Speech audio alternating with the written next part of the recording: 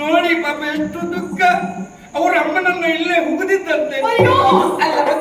ಕಾಲ ಆ ಕಡೆ ಹಾಕಿದ್ದಾರೆ, ತಲೆ ಈ ಕಡೆ ಹಾಕಿ ಇವ್ರು ಪಾಪ ಆನಂದ ಕುಡಿದ್ರು ಮರಗಾಗ ಇಲ್ಲೇ ಪಾಪ. ಆಯ್ತಾ ಅಮ್ಮ, ಆವತ್ತು ನಿಮ್ಮನ್ನು ಹುಗಿದಾಗ ನಂಗೆ ನೋಡ್ಲಿಕ್ಕೆ ಬರ್ಲಿಕ್ಕೆ ಆಗ್ಲಿಲ್ಲ ಅಮ್ಮ. ಆಯ್ತು, ನಾನು ಇಲ್ಲೇ ನಿಮ್ಗೆ ಕೊಡ್ತೆ. 70 ತಂದಿದ್ದೆ, ಸೇವಂತಿ ಪುಷ್ಪಗುಚ್ಛ. ಆಯ್ತಮ್ಮ, ಆಯ್ತು. ಅಲ್ಲೇ ಸೆಕೆ ಉಂಟಾ? ಮಳೆ ಬರ್ತದೆ, ಒಳಗೆ ಸೆಕೆ ಒಳಗೆ ಎಷ್ಟು ಕಷ್ಟ ಸೆಕೆ ಬರ್ರಿ. ನನ್ನ ತಾಯಿ ಜೀವಂತವಾಗಿದ್ದಾರೆ. ಅಪರೂಪಕ್ಕೊಮ್ಮೆ ಆದ್ರೂ ತೆಗೆದು ಮೇಲೆ ಹಾಕಿ ಮತ್ತೆ ಮುಗಿರಿ ಸೆಕೆ. ಯಾವ ಸೆಕೆ? ಸತ್ತ ಮೇಲೆ ಸೆಕೆಯೂ ಇಲ್ಲ, ಚಳಿಯೂ ಇಲ್ಲ. ಹೌದಾ? ಎಂತದೂ ಇಲ್ಲ. ಒಮ್ಮೆ ಸತ್ತು ನೋಡ್ಬೇಕು. ಆಯ್ತಮ್ಮ, ಹೀಗೆ ಮಾಡ್ತೀನಿ ತಾಯಿ. ಇದು ನಾವೆಲ್ಲ ನನ್ನ ತಾಯಿ ಕೆಳಗೆ ಸಹಿಸ್ತಾ ಇದ್ದೆ. ಕೆಳಗೆ ನೀರು ಎಲ್ಲೂ ಭೂತಾಯಿ. ಓ, ನಿಮ್ಮಮ್ಮ ಭೂತಾಯಿ, ಬಂಗುಡೆ ತಂಗಿ. ಭೂಮಿಗೆ ಇನ್ನೊಂದು ಹೆಸರಿದೆ. ಹೆಸರು ಹೇಗೆ? ಧರಣಿ. ಭರಣಿ, ಧರಣಿ, ಧರಣಿ ದೇವಿ. ಧರಣಿ ದೇವಿ ನನ್ನಮ್ಮಿ. ಭೂತಾಯಮ್ಮ. ಆಕಾಶರಾಯ ತಂದೆ, ಧರಣಿ ದೇವಿ ತಾಯಿ. ಹಾಗಾದ್ರೆ ಇವರಪ್ಪಯ್ಯ ಮೇಲೆ, ಅಮ್ಮ ಕೆಳಗೆ. ಸರಿ ಸರಿ. ಹುಟ್ಟಿನಲ್ಲಿ ಸತ್ಯ ಅಂತ ಹೇಳಿದೆ.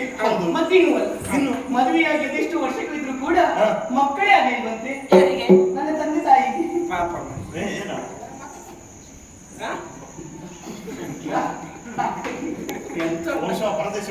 ವಿದೇಶಕ್ಕೆ ಹೋಗಿದ್ರ? ಇಲ್ಲಪ್ಪ, ನಾರದರ ನಿರ್ದೇಶನದಂತೆ. ಓ, ಬ್ರಹ್ಮ ಮಾನಸಿಕ ಪುತ್ರ. ಬ್ರಹ್ಮ ಮಾನಸ ಅವರೆಲ್ಲೆಲ್ಲ ಹೋಗ್ತಾರಲ್ಲ ನಾರದರು. ಹಾಗಾಗಿ ಅವರ ನಿರ್ದೇಶನದಂತೆ ಪುತ್ರಕಾಮೇಷ್ಟಿ ಯಾಗವನ್ನು ಮಾಡ್ಬೇಕೆನ್ನುವ ಹಾಗೆ ನಿರ್ದೇಶನ ಮಾಡ್ತಾರೆ. ಆ ನಾರದರು ಬಂದು ಹೇಳಿದ್ದು ಪುತ್ರ ಕೆಮಿಸ್ಟ್ರಿ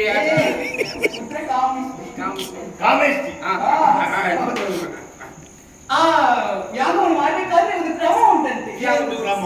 ಬಂಗಾರದ ನೇಗಿಲಿನಲ್ಲಿ ಉಳುಮೆಯನ್ನು ಮಾಡ್ಬೇಕೆನ್ನುವ ಹಾಗೆ. ಭೂಮಿಯನ್ನು ಉಳುಬೇಕು.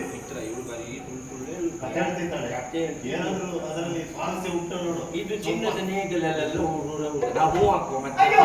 ನನ್ನ ಅಪ್ಪನಿಗೆ ಬೇಕಾದಷ್ಟು ಉಂಟಲ್ಲ, ತುಂಬಾ ಉಂಟಲ್ಲ. ದೇಶದ ಅಧಿಪತಿ.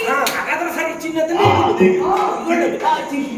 ಚಿನ್ನದ ನೇಗಿಲಲ್ಲಿ ಉಳುಮೆಯನ್ನು ಮಾಡುತ್ತಿರುವಂತಹ ವೇಳೆಯಲ್ಲಿ ಗದ್ದೆಯ ಮಧ್ಯದಲ್ಲಿ ಕಲ್ಲೊಂದು ಸಿಕ್ಕಿದ್ದಂತೆ. ಬಂಡೆ ಕಲ್ಲು ಗದ್ದೆ ಮಧ್ಯದಲ್ಲಿ ಬಂಡೆ. ಆಮೇಲೆ ಏನಪ್ಪ ಆಶ್ಚರ್ಯ ಎನ್ನುವ ಹಾಗೆ ಇದನ್ನು ಸರಿಸಿ ನೋಡಿದ್ರೆ ನೇಗಿಲು ಹೋಗಿ ಬಂಡೆಗೆ ಬಡಿಯಿತು. ಅಲ್ಲಿಗೆ ಗೊತ್ತಾಯ್ತು. ನೇಗಿಲು ಪುಡಿ ಪುಡಿ ಆಯ್ತು. ನಿಮ್ಮಪ್ಪ ನೇಗಿಲು ತೆಗೆದು ಮೊದಲ ಮೇಲೆ ಹಾಕೊಂಡು ಹೋಗ್ತಾ ಇದ್ದ. ಆ ಬಂಡೆಗಳನ್ನು ಸರಿಸಿ ನೋಡಿದ್ರು. ಬಂಡೆ ಅಲ್ಲಿಗೆ ಪುಡಿ ಪುಡಿ ಆಯ್ತು. ಪುಡಿ ಪುಡಿ ಮಧ್ಯದಲ್ಲಿ ಸಣ್ಣದಾದಂತಹ ಕೊಳ. ಬಂಡೆ ಒಳಗೆ ಕೊಳ. ಹೌದು, ಕತೆ ಮಾಡ್ರೆ ಒಳಗೆ ಕೊಳ. ಆಮೇಲೆ ಕೊಳದ ಮಧ್ಯದಲ್ಲಿ ಒಂದು ಪುಷ್ಪ. ಪುಷ್ಪ ಕಮಲ. ಕಮಲ. ಆಮೇಲೆ ಪದ್ಮ ಒಂದು ಅರಳಿ ನಿಂತಂತೆ. ಮೊದ್ಲಿಗೆ ಹೇಗಿತ್ತದು? ಮುದುಡಿತ್ತು. ಈಗ ಗೊತ್ತಾಯ್ತು. ಅಲ್ಲಿಗೆ ಮೇಲಿಂದ ಸೂರ್ಯನ ಬೆಳಕು. ಆಗ ಎಂತಾಯ್ತು?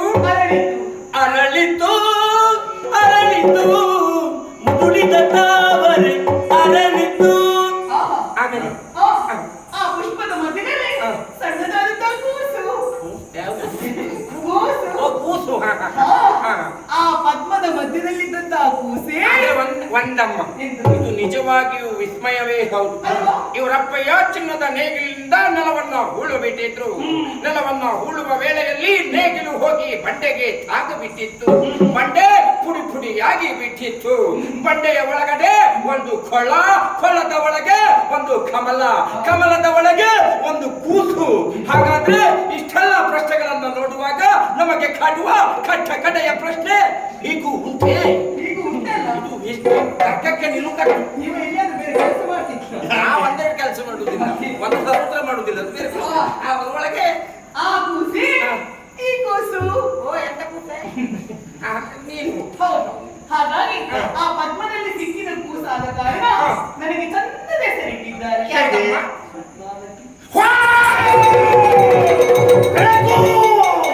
ಅಮ್ಮ, ನಿನ್ನ ಕಾರಣಿಕ ಇಲ್ಲೂ ಉಂಟ. ಧೂಮಾವತಿ ಅಂದ್ರೆ ಧೂಮಾವತಿ. ಕಿವಿ ಸ್ವಲ್ಪ ದೂರ ಹೋಗಿದೆ. ಪದ್ಮಾವತಿ. ಪದ್ಮಾವತಿ. ಅವರ ನೀವು ಮಾತ್ರ ಅಲ್ಲ, ಅವರಿದ್ದಾರೆ.